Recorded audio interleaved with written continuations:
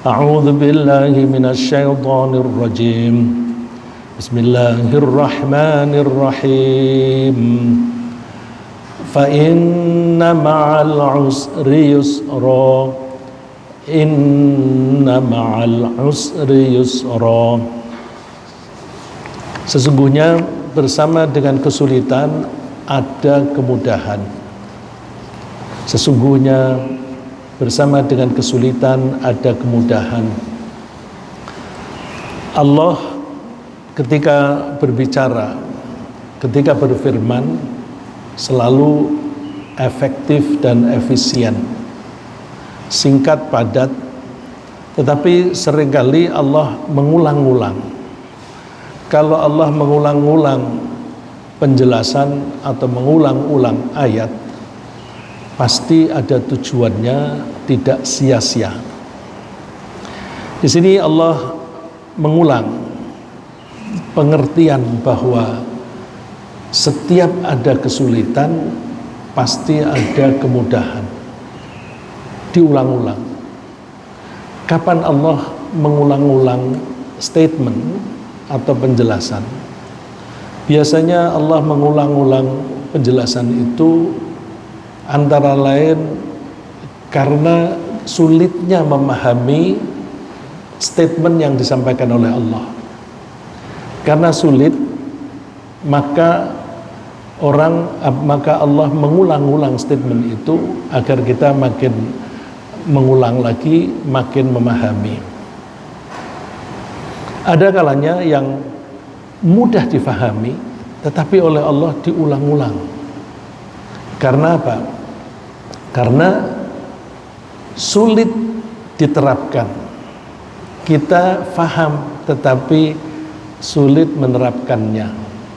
Contohnya misalnya kita diperintahkan untuk berkata yang benar, jangan berbohong, jangan mengingkari janji. Itu diulang-ulang. Kita ketika dikasih penjelasan tentang itu faham, tapi perilaku kita lagi-lagi melanggar, lagi-lagi bohong, lagi-lagi mengingkari janji. Berarti mudah difahami tapi sulit diterapkan. Ada kalanya diulang-ulang itu karena memang ilmu kita tidak menangkap itu, tidak bisa memahami apalagi dengan benar. Misalnya Allah mengulang-ulang bahwa Allah menciptakan 7 langit, 7 bumi. Kita mempelajari bumi saja yang kita injek, kita lewati tiap hari, pengetahuan kita tentang bumi itu terbatas sekali. Baru mengenai permukaan, kita ditanya ibu kota New Zealand itu mana? Tidak semuanya siap menjawab. Baru ibu kota suatu negara. Apalagi kalau ditanya mengenai coba tanah di bawah kita ini atau di dalam masjid ini mengandung apa, mineral apa saja kita nggak tahu. Kalau toh kita gali, kita membutuhkan laboratorium yang bermacam-macam untuk mengetahui macam-macam mineral itu dan sebagainya. Yang kita bergaul setiap hari saja tidak tahu, apalagi langit yang 7. Allah selalu mengatakan langit itu 7, tapi yang Allah terangkan karakternya langit itu hanya 2, yaitu langitnya dunia dan langitnya akhirat. Yang 5 tidak pernah dibahas. Karena apa? Gak relevan dengan kita. Ngapain kita belajar sesuatu yang tidak relevan? Nah, tapi kalau untuk yang mudah, kita hanya diberi dorongan saja, motivasi, kemudian selanjutnya pelajari sendiri, itu gampang kok. Seperti misalnya anatomi unta. Unta mewakili binatang. Allah hanya mengatakan afala yanzuruna ilal ibili kaifa khuliqat. Apakah mereka tidak melihat bagaimana unta itu diciptakan? Udah begitu aja, motivasi, pelajari. Kita bisa membelah Kita bisa mempelajari anatominya. Kenapa unta bisa bertahan tidak makan, tidak minum selama berjam-jam dan sebagainya. Itu gampang kalian pelajari. Seterusnya pelajari sendiri. Nah, ini diulang, fa inna ma'al usri yusra. Bersama dengan kesulitan itu ada kemudahan. Diulang lagi, inna ma'al usri yusra. Kelihatannya gampang. Sesungguhnya bersama dengan kesulitan ada kemudahan. Faham saya. Tapi Allah mengulang. Apa itu maksudnya kemudahan? Apa itu maksudnya kesulitan? Kita mempunyai pendapat yang berbeda-beda mengenai kemudahan dan kesulitan. Misalnya, apakah ketika kita memiliki harta yang banyak itu mudah atau sulit? Relatif. Ada orang mengatakan mudah, tapi ada yang mengatakan sulit. Atau dua-duanya ada. Dengan harta yang banyak, kita mempunyai kemudahan. Kalau membutuhkan apapun, kita bisa beli. Kita menginginkan sesuatu selesai dikerjakan, kita tinggal bayar, nanti orang lain yang mengerjakan. Mudah. Tapi ketika kita punya duit, kita itu seringkali kebingungan bagaimana cara mengelolanya. Dan coba tanya kepada orang-orang yang kaya, dan insya Allah di sini juga ada orang yang kaya atau pernah kaya. Mohon maaf, ketika ditanya, ketika duitnya banyak itu yang dikhawatirkan apa dalam kehidupan ini? Khawatir duitnya berkurang, khawatir hartanya berkurang. Maka orang yang duitnya banyak, diapain ini ya? Aku depositokan, bunganya kecil. Aku pakai untuk membeli saham, keuntungannya besar, tetapi resikonya besar. Belikan rumah. Kalau rumah di Jakarta itu tanahnya mesti selalu naik, ya kan? Tapi seringkali beli tanah itu sertifikatnya palsu atau ganda dan sebagainya. Sulit kita mengelola uang ini. Dan untuk mendapatkan uang itu juga mesti kita sibuk. Bapak, orang yang duitnya banyak dan orang yang duitnya sedikit, itu sibukan mana? Di antara kita ini kan banyak yang sudah pensiun. Ketika pensiun kan duit kita sedikit. Ketika duit kita sedikit, enak nggak Pak? Enak, bisa jam segini bisa di masjid ngaji. Dulu ketika masih aktif, duitnya banyak, tapi nggak sempat ngaji, nggak sempat memperbaiki keimanan kita. Jadi inilah bahwa di setiap kesulitan ada kemudahan, dan ayat ini menunjukkan bareng. Jadi benda yang satu, di situ ada kemudahan, ada kesulitan. Banyaknya harta, di situ ada kemudahan, tapi di situ juga banyak kesulitan. Punya jabatan tinggi, gampang apa sulit? Ya ada gampangnya. Kepengen apa-apa gampang, tinggal tanda tangan semuanya beres jalan. Tapi coba, apalagi zaman sekarang, untuk menjadi pejabat, mau menjaga bersihnya diri dari yang haram itu sulit sekali. Mohon maaf Pak Adi, ya nggak usah tinggi-tinggi. Untuk menjadi kepala puskesmas saja mau bersih, mohon maaf yang dokter, untuk jadi kepala puskesmas saja untuk bersih mudah apa sulit Pak Basuki? Susah. jadi selalu begini, selalu bersamaan. Kok begitu? Iya, karena Allah menciptakan itu segala sesuatu berpasangan. Wa min kulli syai'in khalaqna zawjaini la'allakum tadhakkarun. Segala sesuatu itu kami ciptakan zaujain. Zaujain dari kata zauj. Zauj itu bisa suami, bisa istri. Saya pernah di Mesir, kalau saya bilang zauji, istri saya, diprotes, zaujati.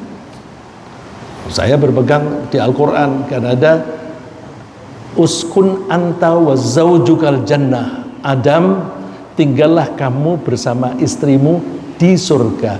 Uskun anta wa zaujukal jannah. Zauju, bukan zaujatu. Jadi zauj itu bisa laki, bisa perempuan. Nah, zauj itu artinya pasangan. Satu dari pasangan. Ya. Kalau bahasa Indonesia ya mungkin partner dari satu pasangan. Dalam bahasa Inggris disebut spouse. Spouse itu bisa suami, bisa istri, itu kalau orang. Tapi pasangan yang diciptakan oleh Allah itu tidak hanya manusia, tidak hanya binatang, benda-benda yang lain pun juga berpasang-pasangan. Ada kutub utara, ada kutub selatan. Di magnet ya, di bar, apa itu bar itu? Satu batang magnet itu mesti ada utara, ada selatan. Tidak hanya yang materi, yang non materi juga berpasangan. Ada baik, ada buruk, ya. Ada panas, ada dingin, selalu berpasangan. Kok bisa begitu? Iya, karena Allah menciptakan alam raya ini dimulai dengan pembelahan. Ya. Allah menciptakan alam raya ini dengan cara membelah. Membelah dari apa? Membelah dari tidak ada. Tidak ada itu kita simbolkan kalau di matematik tidak ada kita simbolkan dengan nol. Nol itu ada enggak? Ada enggak Pak Boyke? Nol itu ada enggak? Kalau dibilang enggak ada, coba 1 sebelahnya dikasih nol. Jadi berapa itu? 10. Kalau kita bilang nggak ada, kok bisa mempengaruhi 1 menjadi 10? Lagi, mungkin nggak Allah itu menciptakan dari tidak ada menjadi ada? Bisa saja. Kalau matematika itu kita tidak terbiasa dengan nol menjadi ada. Yang kita terbiasa itu kalau ada plus 5 digabung dengan minus 5 menjadi 0. Jadi asalnya ada plus dan minus, asal jumlahnya sama, asal ini angkanya sama, digabung jadi 0. Itu pola pikir kita sekarang. Coba dimulai dari dirunut, sebelum ada plus 5 dan minus 5 itu gimana? Asalnya 0. 0 dibelah menjadi plus 5 dan minus 5. Dari 0 menjadi plus 5 dan minus 5 digabung menjadi 0 lagi. Jadi Allah menciptakan alam raya dari tidak ada menjadi ada, gampang. Caranya gimana? Dibelah plus dan minus. Allah berfirman, awalam yaral ladzina kafaru annas samawati wal arda kanata ratqan fafataqnahuma. Apakah orang-orang kafir tidak tahu bahwa bumi dan langit itu dulunya menyatu? Fafataqnahuma, kemudian kami pisahkan dua-duanya. Kami pisah, ini kan kami belah. Oleh karena itu, karena itu dari pembelahan, 1 menjadi 2, masing-masing dari 2 ini menjadi 2 lagi, jadi 2 lagi, jadi 2 lagi. Jadi asalnya 0 menjadi 2, menjadi banyak, tapi jumlah plus dan minus akan sama. Karena akan sama, maka semuanya berpasangan. Wa min kulli syai'in khalaqna zawjaini la'allakum tadhakkarun. Segala sesuatu itu mesti berpasangan. Nah, itu kita mesti sadari itu. Maka kalau ada kesulitan, jangan cengeng. Di kesulitan itu sendiri ada kemudahan. Duit sedikit nggak usah bingung, duit sedikit itu enak, pikiran kita menjadi sederhana. Sekarang ini emas lagi turun. Kenapa turun? Karena harga dolar naik. Kenapa harga dolar naik? Karena Amerika menaikkan suku bunga. Karena Amerika menaikkan, ya, Federal Reserve menaikkan suku bunga, maka orang yang duitnya asalnya berupa rupiah, berupa yen dan sebagainya, ditukar, dibelikan dolar. Demand terhadap dolar naik, maka harga dolar menjadi naik. Karena orang duit-duitnya itu pada masuk ke sana, uang yang beredar menjadi berkurang. Orang membeli emas berkurang, menjadi demand terhadap emas berkurang. Karena demand berkurang, maka harganya turunnya banyak itu. Orang kalau duitnya banyak, duitnya emas, enaknya tetap berupa emas apa kita beliin dolar ya? Emas apa dolar ya? Nah, ini apalagi di antara kita kalau ada yang setiap hari karena sudah pensiun, punya waktu banyak, duitnya banyak, terus sekarang ini kan di rumah itu tinggal pencet-pencet, tutul-tutul aja komputer apa atau laptop atau HP, main saham, beli jual dalam satu hari itu transaksi bisa banyak. Tapi transaksi nggak ada duit, nggak ada barangnya. Sehingga kalau kita membaca laporan di bursa, dalam satu hari transaksi itu berapa triliun. Ya karena pertukaran itu begitu cepat. Nah, orang yang setiap hari itu ngurusi saham ini bingung, Pak. Bingung saham yang digoreng yang mana.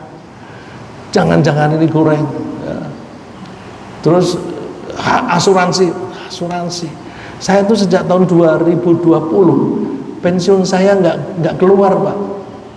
Karena dari dana pensiun itu dulu dikelola sendiri, sekarang waktu itu kemudian diserahkan kepada asuransi. Asuransinya bangkrut. Mulai tahun 20 saya tidak menerima lagi pensiun. Saya tanya Pak Adi, mungkin nggak itu bisa di-recover? Total loss, Pak. Total loss. Terus bingung nggak usah. Karena di dalam kesulitan itu ada kemudahan. Oleh karena itu kita dan cengeng. Nah, kalau ada problem gimana? Coba setiap problem itu dalam setiap problem itu ada negatif, ada positif.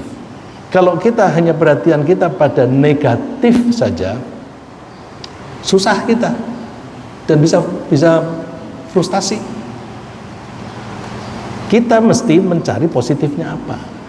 Problem itu kita menyebutnya problem, Allah menyebutnya ujian.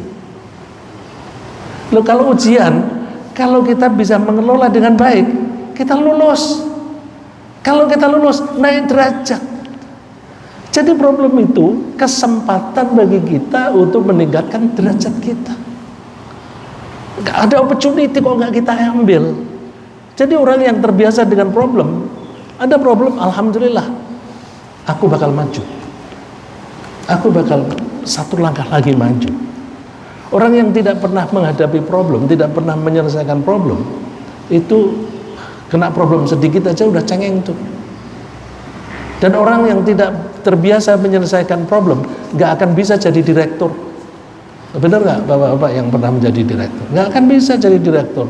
Karena di perusahaan atau di suatu lembaga, kalau ada problem dari bawah, problem itu biasanya adanya di bawah yang banyak ya. Kalau di pabrik, kalau di perusahaan itu seringkali di bawah teknis. Nanti ada teknisi yang bisa menyelesaikan, tapi kadang-kadang tidak bisa diselesaikan. Naik ke direktur. Direktur kadang-kadang keputusannya, udah nggak usah diperbaiki, beli lagi aja. Itu kan salah satu solusi. Nah, kalau seseorang itu pandai menyelesaikan problem, dia akan mempunyai rasa confident, rasa percaya diri. Orang yang tidak pernah menyelesaikan problem tidak punya percaya diri dan hidupnya hanya bersungut-sungut, sedih, takut, stres dan sebagainya. Tapi kalau orang yang biasa mengatasi masalah, optimis. Oleh karena itu, fa inna ma'al usri yusra ini mengajak kita untuk optimis. Hiduplah optimis. Jadi kalau kita menjadi orang Islam, kita membaca fa inna ma'al usri yusra, inna ma'al usri yusra, kok masih pesimis? Kurang memahami Al-Quran. Maka kita pahami Al-Quran dengan baik supaya kita ini hidupnya bahagia. Allah menjamin, sefahaman saya, Allah menjamin kalau kita menjalani Al-Quran dengan baik, insya Allah kita pasti bahagia, pasti bahagia. Kalau ada ketidakbahagiaan, cek ada something wrong dengan keimanannya, insya Allah pasti ada something wrong. Ya. Kalau orang banyak keluh kesah, cek, dapat diperiksa, dirunut, nanti ada keimanannya yang kurang pas. Tapi kalau keimanannya itu benar, bisa sesuai dengan ajaran Al-Quran, insya Allah nggak ada itu, nggak ada stres, nggak ada galau, nggak ada frustasi, nggak ada kecewa. Ya. Kalau masih ada itu, dirunut. Tentu kalau saya ngomong ini secara umum, nanti kalau ada yang mengemukakan, Pak, saya itu sudah berusaha untuk takwa, tapi kok masih begini hidup saya. Kita tidak bisa membahas secara umum, itu sudah kasus per kasus. Nah, kalau kasus per kasus itu biasanya rahasia pribadi. Kalau rahasia pribadi ngomongnya berdua saja. Nah, mesti jujur, nanti kita cek, kita runut, nanti ada yang bolong imannya. Ya. Jadi fa inna ma'al usri yusra, itu logis bahwa setiap ada kesulitan pasti ada kemudahan, dan Allah menyebutnya al-usr, kesulitan itu dengan isim ma'rifat. Isim ma'rifat itu kalau dalam bahasa Inggris itu definite ditambah dengan definite article the, ya. Man, a man itu indefinite, tapi kalau pakai the man itu menjadi definite. Definite itu tertentu. Al-usr itu definite, tertentu. Sedangkan yusron itu indefinite. Bahasa Arabnya nakirah. Jadi kalau indefinite, tidak tertentu barangnya, belum diketahui, itu pakai isim nakirah. Ciri khasnya isim nakirah itu tidak pernah pakai al, tidak pernah pakai al. Kalau yang makrifat memakai al. Al-usr yusron, yusron tidak pakai al. Dan yang tidak pakai al itu biasanya memakai tanwin, yusron. Coba kalau saya mengatakan I saw a man in front of the mosque. The man was wearing a red shirt. Man di situ satu atau dua? I saw a man, saya melihat seorang laki-laki. Terus the man, orang itu, orang yang satu, karena definite. Al-usr, kesulitan, definite. Ketika disebut yang di ayat yang pertama al-usr, dan usr yang disebut kedua al-usr, kesulitannya sama atau beda? Sama. Sedangkan yusron itu nakirah. Nah, yusron yang di ayat 5 dan yusron di ayat 6 itu bendanya sama enggak? Beda. Artinya apa? Setiap satu kesulitan itu ada banyak kemudahan, ya. Setiap satu kesulitan itu ada banyak kemudahan. Oleh karena itu kita jangan terlalu one sided, melihatnya hanya satu sisi saja. Kita mesti melihat dua sisi, ya. Misalnya ada orang yang difitnah, terus gimana? Reputasiku kan hancur. Enggak. Kalau namanya fitnah itu kebohongan. Fitnah itu bohong. Kalau bohong tidak akan berpengaruh. Jadi seseorang difitnah telah melakukan korupsi misalnya. Kalau dia tidak korupsi, dia tenang aja. Kalau dia sewot, jangan-jangan memang betul-betul korupsi. Ya. Jadi dia tenang aja. Karena apa? Kalau ada tuduhan semacam itu, nanti akan ada proses klarifikasi. Proses klarifikasi itu akan terjadi secara alamiah, ya, secara natural. Karena apa? Orang akan curious, akan ingin tahu, benar apa enggak sih? Nah, karena banyak orang ingin tahu, maka ada mekanisme nanti untuk ngecek kebenarannya. Begitu ternyata tidak benar, maka siapa yang jatuh? Yang mendapatkan fitnah. Yang mendapatkan fitnah. Ya, contoh di negara kita banyak. Bis yang besar tidak bisa masuk. Kasih aja gambarnya. Bisa. Yang jatuh namanya siapa?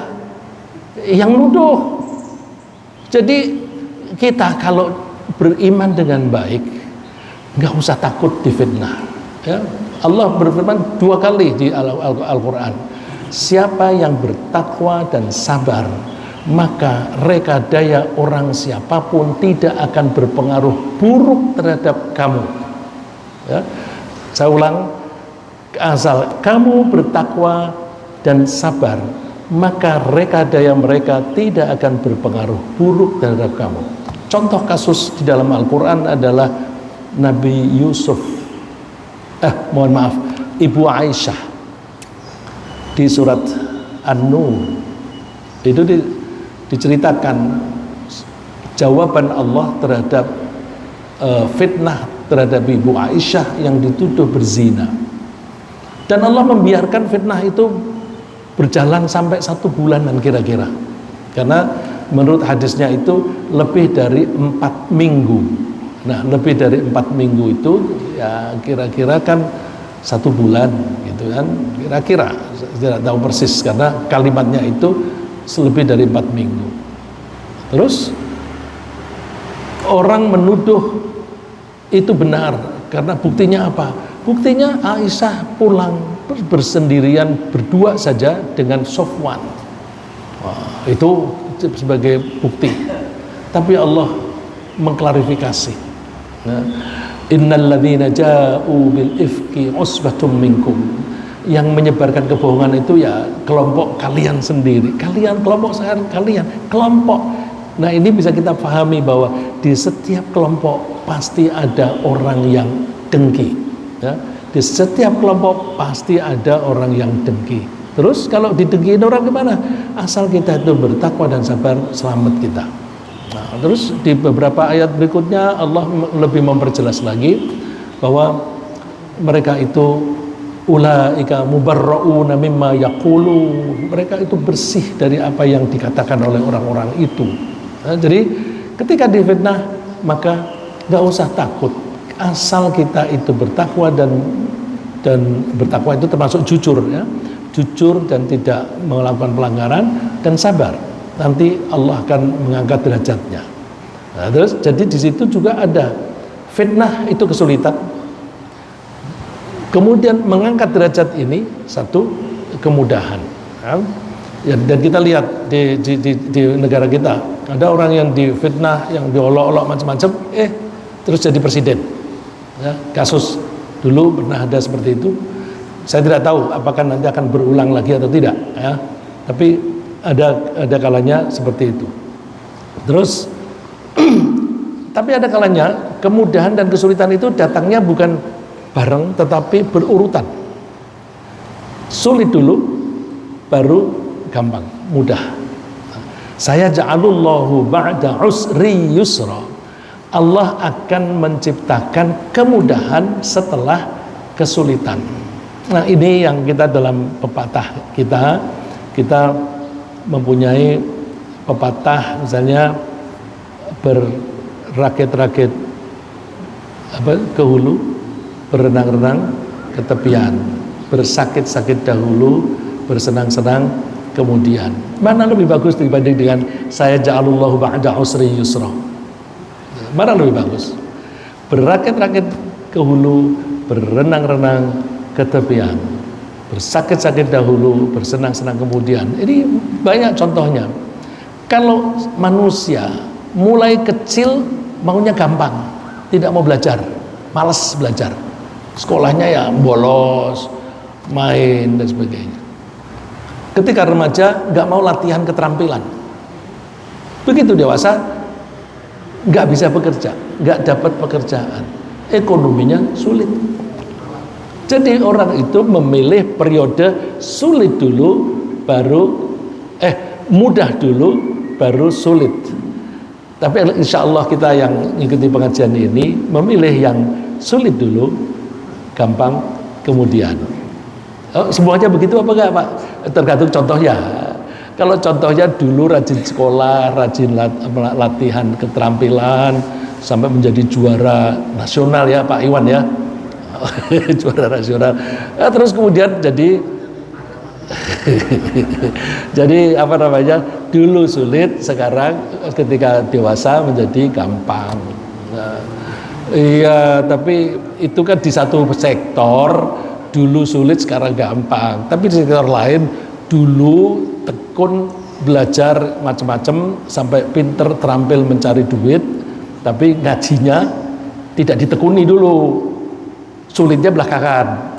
Ya kalau kita masih punya umur, alhamdulillah. Nah terus kita genjot ya, kita akselerasikan supaya aku mau mengejar, mumpung aku tidak punya pekerjaan lagi dan aku masih punya tabungan, nggak usah mikir pekerjaan, aku mau mikir hanya ngaji saja, begitu ya.